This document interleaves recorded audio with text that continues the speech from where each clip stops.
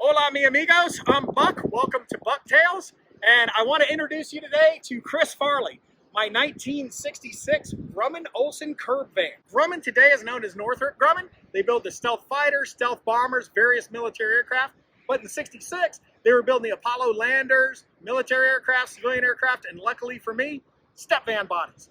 So Chris Farley here, the 66, was originally on a GMC chassis. I had considered sticking with that chassis, but I wanted to go 4x4. The original chassis' Achilles heel was the front axle was only 3 or 4 inches off the ground, which would have really limited me for going on the beaches in Baja, going in the snow in Tahoe, and different places I wanted to go. So I wanted four-wheel drive, I wanted Bluetooth, I wanted cruise control. My original idea was to take a body and put it on a donor chassis if it would work. Did a bunch of research. The Grumman had a 140-inch wheelbase body. I was able to find a 2017 F150 that had a 141-inch wheelbase. It was four-wheel drive.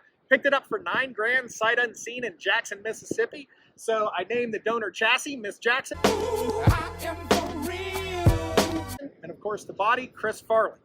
Then I had to try to mate the two together. And that's above my pay grade as far as fabrication goes. So I started researching builders. I reached out to about 20 different builders. Most people said it was impossible, that it would never work. It was a dumb idea. With a snub nose, you'll never get the engine in there. A lot of builders, because the van life movement and off-roading was so popular pre-coronavirus, that a lot of people were backed out 18 months to 2 years.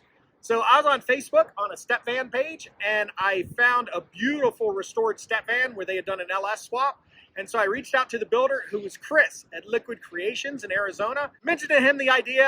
He loved the idea of it being four-wheel drive. He hadn't done that. You know, most people airbag them, slam them to the ground. So he was really excited, but, you know, he wasn't sure it was going to work. I sent him all the measurements, and then I had Miss Jackson shipped out there, and Chris Farley, the body, well, the entire vehicle shipped out there. He did the measurements. He thought he could make it happen, so he agreed to take on the project. He currently had 2 or 3 projects going on, so it was 3 or 4 months before he could start the build.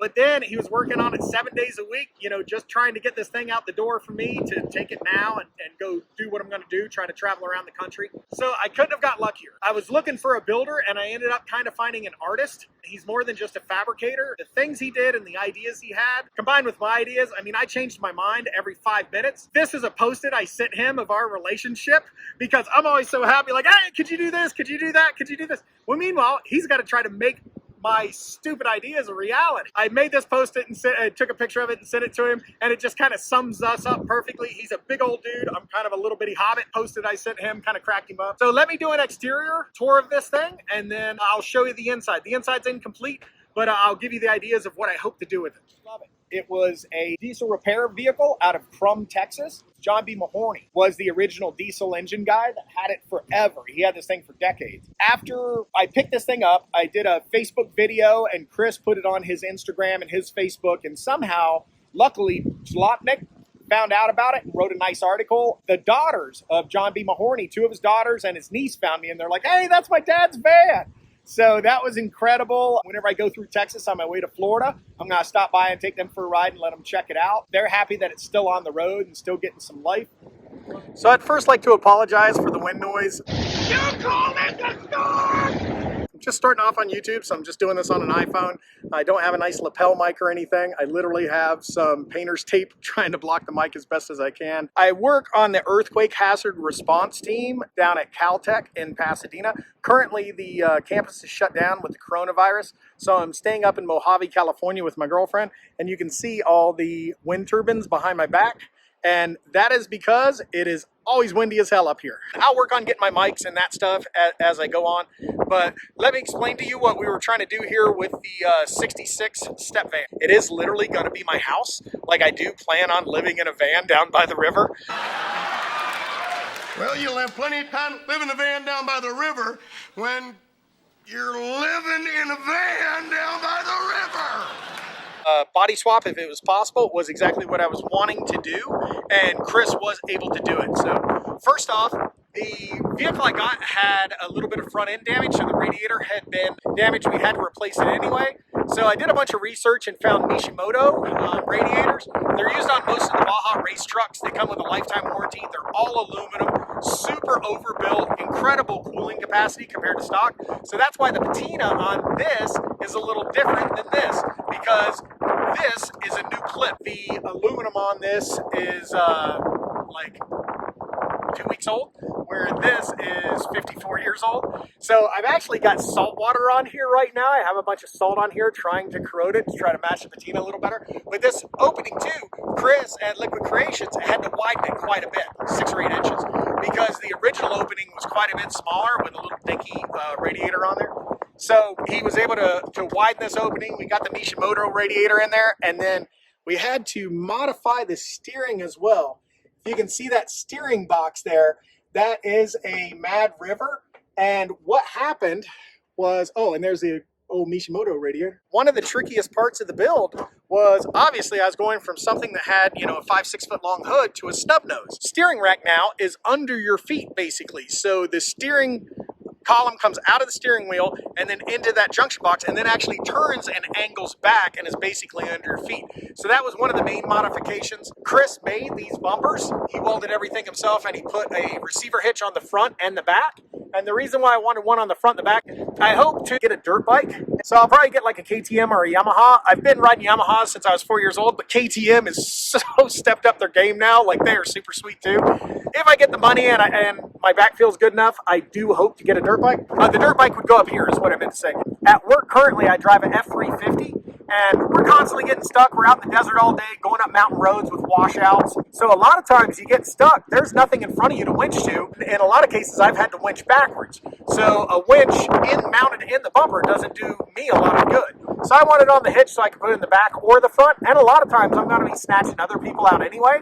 So I'll have the winch in the back and just be pulling other folks out. So it's a 12,000 pound winch. And the way the truck is set up now, it's only 6,300 pounds, so relatively lightweight. I stuck on some cheap Chinese lights here. I absolutely love them. They're really bright. They have the halos at night that you can change color to whatever you want. They also can dance to music so that you can make them flash or strobe or whatever you want.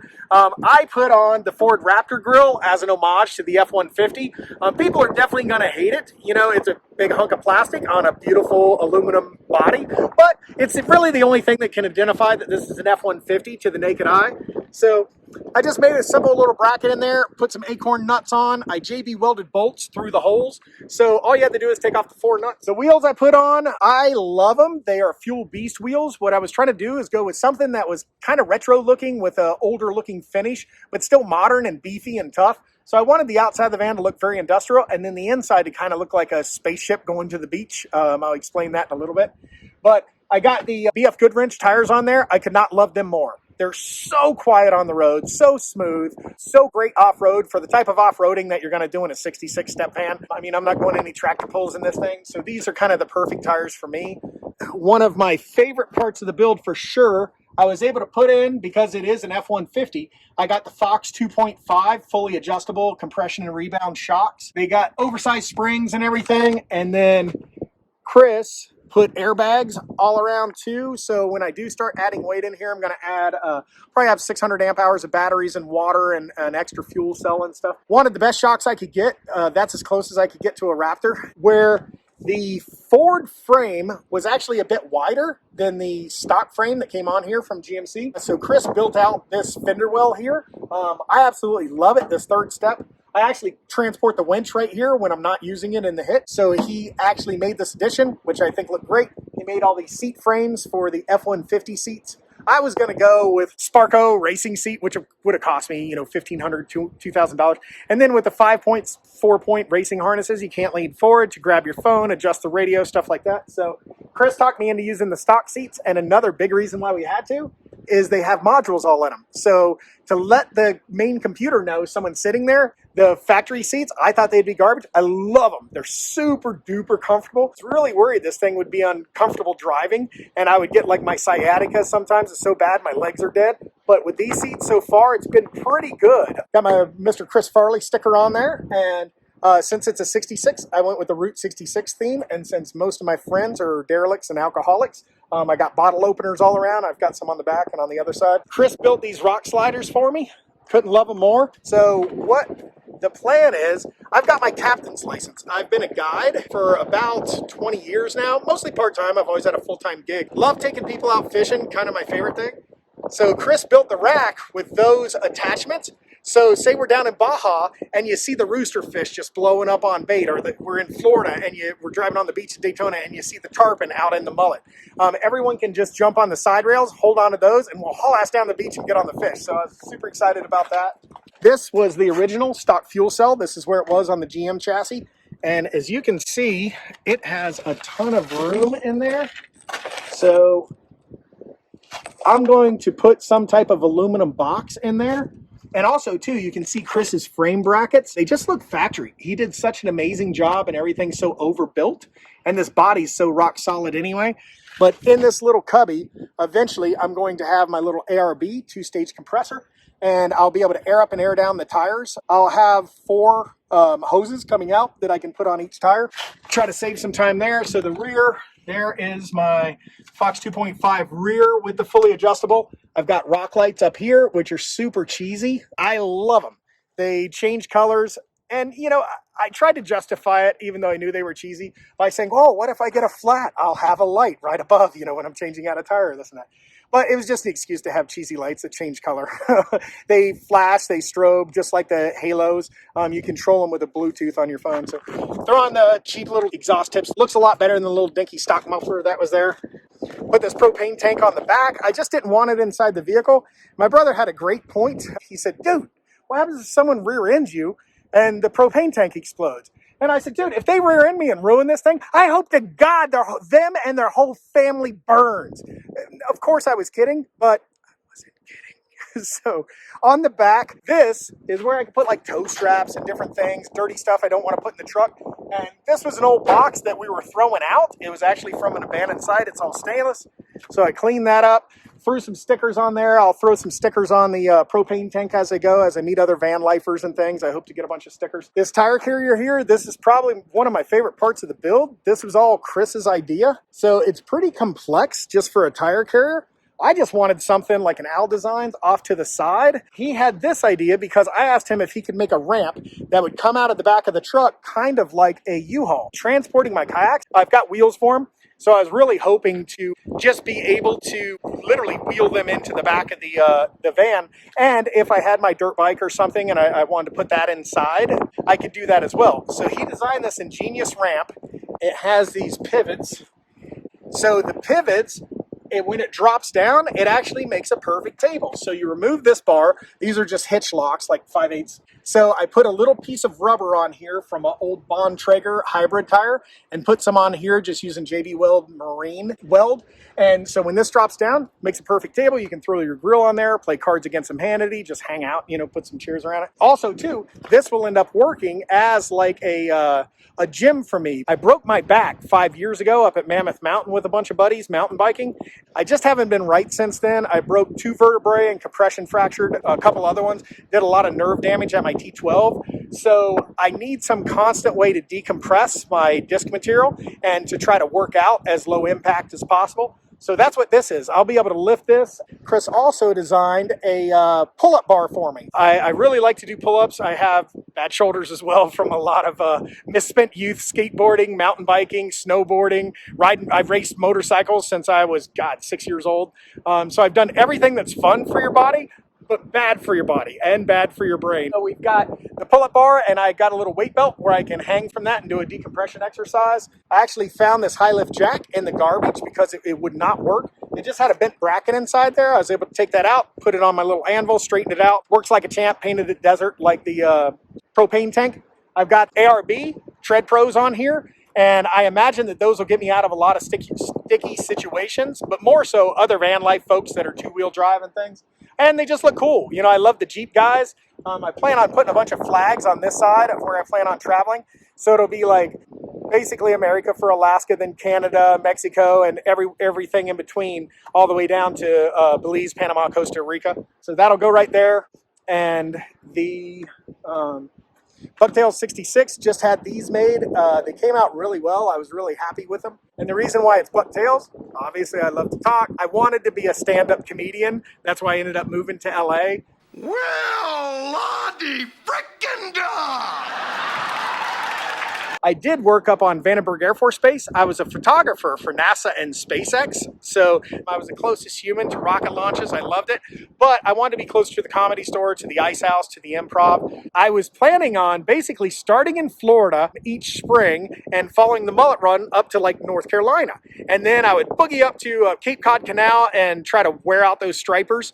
Inside the van, I'll have 3 mountain bikes. So on that Cape Cod Canal, you run back and forth chasing the stripers along there. And then I've got a bunch of friends that live in like Chicago and Wisconsin and Canada, British Columbia, Washington, Oregon. So I plan on from Cape Cod, I'll meander my way through Canada and stop by Idaho. My girlfriend's from there. There's great sturgeon fishing, incredible mountain biking, like some of the best mountain bikers in the world, like Biker Brayton from Instagram, freaking smoothest dude on the planet. I love that guy. Try to stop by, you know, anywhere where the mountain biking is going to be good, the fishing is going to be good, the people are nice, barbecue's good, Mexican food's good. I'll be trying to do it on the cheap. The reason why I went with an F-150 is to get the better gas mileage over like a 250 or 350. And that frame would have been overkill. Like I say, this thing's only 6,300 pounds as it sits. If I've got a terrible headwind, this thing, it is not a Prius or a Tesla. It has the worst drag coefficient ever. But if the headwind is like 40 miles an hour, I'll get 10, 11 miles per gallon. And originally I was just going to build up an old Toyota Land Cruiser that has a straight 6. It only gets 10 miles per gallon. So to get all this room where I can put my kayaks in there and a queen size bed and stuff, super excited about the gas mileage, because right now I'm averaging between 16 and 18, and that's on relatively flat ground. Just like Chris Farley, this thing hates hills. So whenever I'm going 60 miles an hour, I can get like 18 miles per gallon. But as soon as I'm going 70 miles an hour, I'm getting like between 11 and 14. We're super, super lucky. Like I say, with gas being my biggest bill, that's why I went with an F-150. I wanted something that would get decent gas mileage. And the donor, in theory, gets 24 to 26 miles per gallon, and I have the super chip in there as well. That helps considerably, and the super chip's constantly learning. So this thing's getting better and better gas mileage as I go. Sorry I talk so fast. I'm just so excited to finally be getting this video out. But I had a little R6 from a motorcycle gas cap here. I've always been a Yamaha guy. I've had every year R1 pretty much since 2008 when they came out. I think it was 2008. Anyway, so I put a R6 gas cap on there because it said 6.6, which went with the 66. Threads locked up at a gas station. I had to bust it out with a hammer. So now I got this guy, and it was like 20 bucks. It's a Jeep gas cap. Absolutely love it. It looks like the Powell Peralta logo from, you know, this old 80s skaters. And ironically, I'm listening to a Tony Hawk podcast with Joe Rogan. So pretty awesome on the timing on that. So, oh, the rack. So this is where I'll spend a ton of my time. I just love sleeping under the stars, especially in like Tahoe. Sorry, my back kind of went out there. I was trying to go up one-handed. I plan on, especially if I do have friends or clients coming out, because in a dream world, the Corona thing, everything opens up, because right now Canada and Mexico are closed. That still leaves me going through Texas, Louisiana, Alabama, Florida, some places in San Simeon, Dana Point with the Mad Anglers, a bunch of kayak guys down there.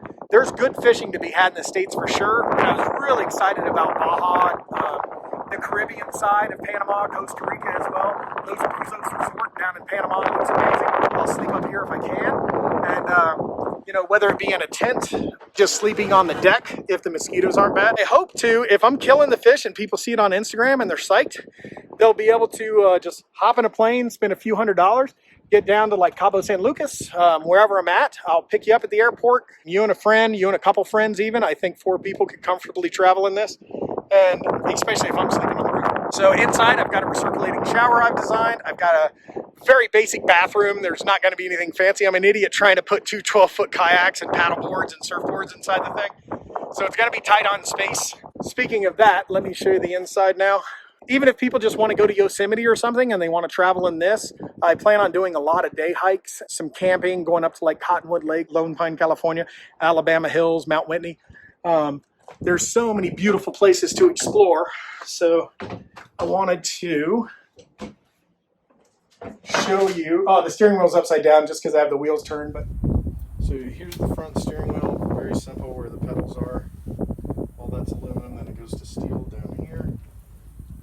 The engine will most likely come back here. So this metal here will have, looks like it'll have to be modified for the dog box. There's Mr. Chris Farley chilling out. One of my favorite parts of the van. This I bought at Target. It's just an $8 cutting board. But I was looking for just any bamboo I can make him a little shelf for that fit over that cubby, which keeps stuff from bouncing out. And even while I was shooting this video, my phone was in the sun, it turned off because it got too hot. So that'll be good to keep that isolated. Got my little super chip dash pack over there. That helps with any codes I get. It'll let me know what's wrong with the vehicle right away. All the white stuff up here is just 3M 5200 caulking. I was able to seal all of the rivets, and I plan on using closed cell spray foam for the roof and for the floor as well. And I don't want to put a false floor in here because I don't want to lose any height. And on the floor, I hope to use Sea Deck, which is a marine foam for boats. It's amazing. I've had it in all my flats boats and fishing boats over the years. Very comfortable. I plan on having 3 bicycles here. So I'll have my fat bike for fishing, my old Klein for cruising around, and then the Specialized or whatever bike I end up going with. I haven't mountain bike now in 5 years since I broke my back at Mammoth, and I've gained 50 pounds. Man, I'm just a miserable old curmudgeon now. You know, all I do is basically work and complain. So on this side of the build will be a queen size bed, will be across here, and it will kind of fold up to where the back or half of the bed will be the back of a couch. I plan on having 2 kayaks going down here with paddle boards. On the roof, have all my fishing gear, my snowboarding stuff, and snowboarding is kind of one of my favorite things ever. And so I was really bummed that I wasn't able to do it. But last year I was able to snowboard 2 days, and my first run was absolutely painless. And then after like 15 runs, I just felt really good. Like it was really helping the twisting. I didn't have any falls or crashes. And I was actually crying by the end of the run. I was so happy because snowboarding is such a huge part of my life. I really hope to get back into that. Yeah, the shower will be over there. And then over here will be my kitchen area, and I'm going to use live edge countertops. My buddy has a bunch of old cypress on his property, so I'm gonna get an Alaska mill chainsaw and cut all that up. And then this sink, I am so excited about it. So I wanted something antique and unique like this van, so I started researching sinks, and I started looking at Mexican painted sinks, then I was looking at wood sinks, and when I started Googling wood sinks, I found petrified wood sinks. So I ended up picking up this heart-shaped one in Estonia, and I couldn't be happier with it. So my sink will go right in that little nook, or my faucet, I apologize. And it's anywhere from 250 million to 500 million years old. So the van being 54, I love. That sink being potentially 500 million years old, now that's a real antique. I've got my 2 Max Air fans. The Max Air comes with the dual remote. So the back one will push air out, and this one will blow air in right onto the bed. I've got a nice DeWalt fan as well that will blow on the bed. I do have an air conditioner for this thing as well. I hope not to use it. I'll have 600 amp hours of batteries. I think that'll be enough, but we'll have to do some tests because the AC is alternating current. It's not DC, so I have to run an inverter, a little less efficient. That's about all I can think of now. I apologize. It's not like a full build because you see these people on YouTube and their vans are so dope, and the schoolies and the school buses, the old ambulances, like there's so many inspirational things. But my hope was to go with the white Tesla seats here, but I absolutely love these Ford seats, so I'm stuck with them. But the back will be all bamboo and live edge, real wood. I got to get the inside insulated, and then I'm going to build a frame out of either Unistrut or 80/20 aluminum. And so that'll probably take 2 or 3 months, but very soon I'll be heading to Florida and hopefully starting some adventures for you guys. But I wish I would have gotten right out of the Navy in '96 and pursued it and just started traveling. I used to have a football or a motorcycle helmet with an 8mm camcorder on the side for shooting fishing videos and motorcycle videos way before this, like in '94 I was doing this. So I wish I would have started then, but hey, I'd rather try and fail than never try. I think happiness is 90% perspective. And I'm losing my job because of my back stuff and my brain stuff, but you know, I'm trying to look at it as a blessing in disguise. And I was a photographer for NASA and SpaceX and the Department of Defense. Use those skills, try to get you guys some great videos, great content. I've had a great time putting together this video. It's almost cathartic, is that the word? I think. The plan with this thing is I'll go out on the road for 6 months or so. I plan on kind of starting off in spring in Florida, doing the mullet run there, following fish migrations. I love tarpon and snook and redfish, trout, largemouth bass, the bass on the bed and everything. Grew up on Lake George, Florida, which is one of the second biggest lakes in the state. Tons of massive bass. I hope to do some fishing videos there. So I'll follow the fish migrations through Florida, but then I would like to work up the coast as they come up in the spring when the fish aren't biting or when it's windy or the weather's bad. I'm out mountain biking, riding dirt bikes, taking photos for you guys, shooting videos for you guys, exploring national parks, exploring, you know, out of the way areas. So that's the plan. Thank you so much for watching this video. I'm trying to come up with a cool outro. On the side of the van is John B. I picked it up in Grumman, Texas, which is ironic because one of my favorite YouTube groups is the Grumman Squad. There's a bunch of fishermen, and they're out of their headquarters is in Grumman, Texas. And then John B's name is on the side of the van. What made me think of that was I'm trying to come up with a cool catchphrase. Like when he gets off, he says, keep fishing, never stop. And he's a young kid that fishes all around the world. And then, everyone punches the camera. So if you guys can come up with anything like a Casey Kasem, keep your feet on the ground, but keep reaching for the stars type of ending, please leave it in the comments. If you like this video and you hope to see a lot more in the future, please like and subscribe. So I'll try to do some drone video and footage of the 66 now. But thank you so much for watching.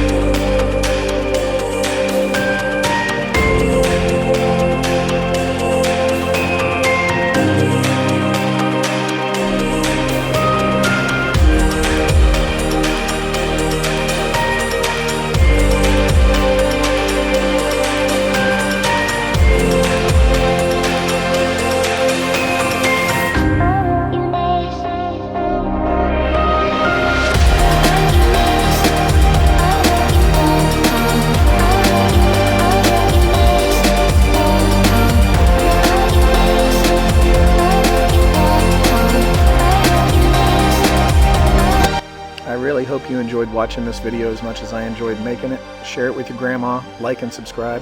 See you next time.